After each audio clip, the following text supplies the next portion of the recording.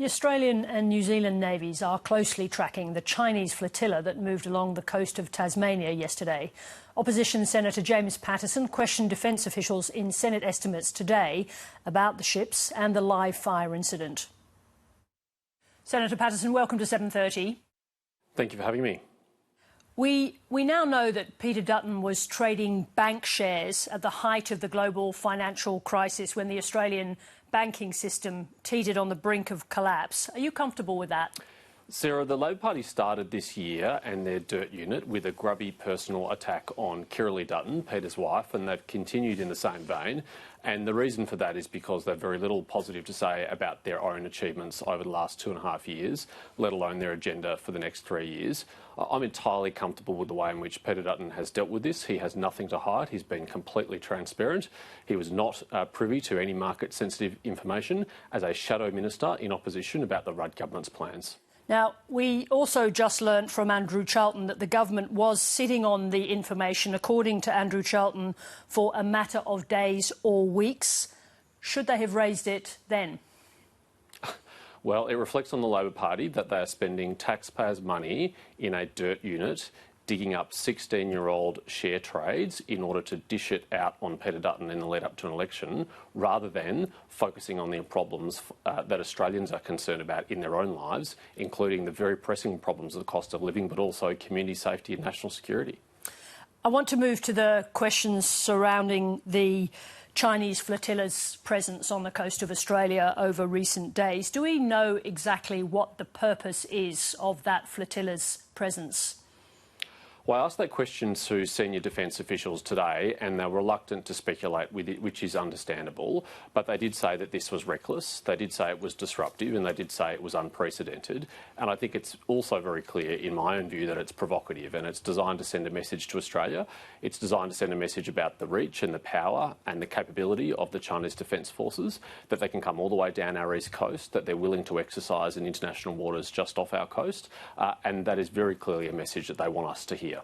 Now, clearly at the same time, Australia operates in the Taiwan Strait, very close to China. Are we in danger of hypocrisy in overreacting to what happened with the Chinese ships?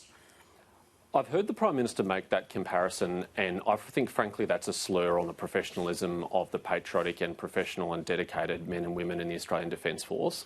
We do not conduct ourselves like this. Sorry, I don't mean to interrupt you, Senator. It's just I think I'm talking to the kind of political reaction rather than any commentary on the Navy itself. I'm talking about the discussion of what the Chinese were doing and why.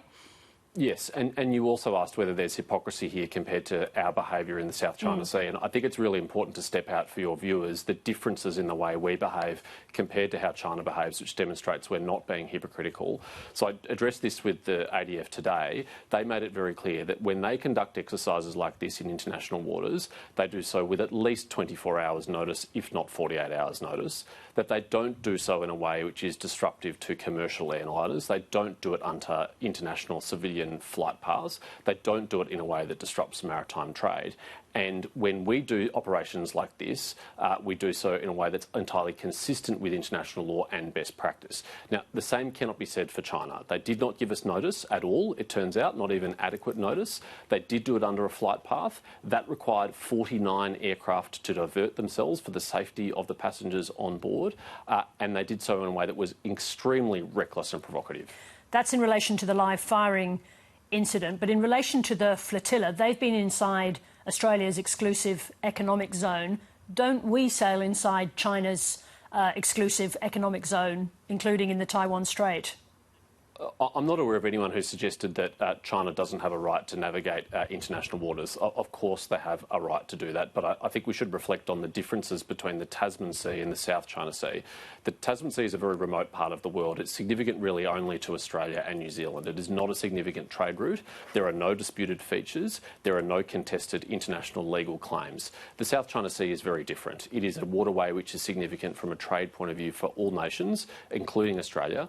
There are disputed features that the Chinese government has established in the South China Sea, and they have made claims which we believe are not consistent with international law. And so our purpose of being in the South China Sea, I think, frankly, is much more clearly demonstrated and obvious than their purpose for being in the Tasman Sea.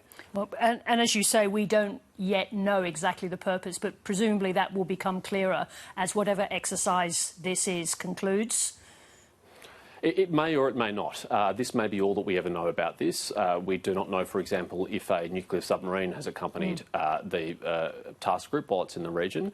We don't know what their ultimate final destination or final pathway is, and that will be important to know. And what would be the significance of the flotilla being accompanied by a nuclear-powered submarine? Well, it's the most capable military capability that most modern militaries can put to field, can put to sea. It is a formidable platform for collecting intelligence. It is a formidable platform for delivering effects, targeted strategic effects, and it would demonstrate the seriousness with which China has taken this task group. It would demonstrate it's even more capable than what we understand already. Now, will the opposition propose cutting Australia's overseas aid budget to free up money for an increased defence spending budget above the current spending levels? I don't want to disappoint you, Sarah, but I'm not going to reveal our budget, our election costings tonight on your program. We will make those disclosures in the usual way at the usual time. But clearly, I'm asking the question because that's what's happening. That's what's happened in the UK overnight. You know, in some ways, the Trump effect. But is it something that will be under consideration by the opposition? Well, I think it is very significant that the Starmer government has committed to 2.5% of GDP expenditure. Our government a year ago promised to 2.4% of GDP expenditure, although by the end of the decade, by the mid-2030s. And today in Senate estimates, they reveal that it has already been revised down to 2.33% of GDP. I hardly think today and this time in this strategic environment is the time to be reducing our ambition for defence expenditure. And we will have to make difficult decisions to prioritise defence spending if we want to deter conflict in our region. So that's an open question at the moment about where the money's coming from. We will have more to say about where all our policies will be funded, including our commitments to increase defence spending. Senator Patterson, thank you very much indeed for joining us. Thank you.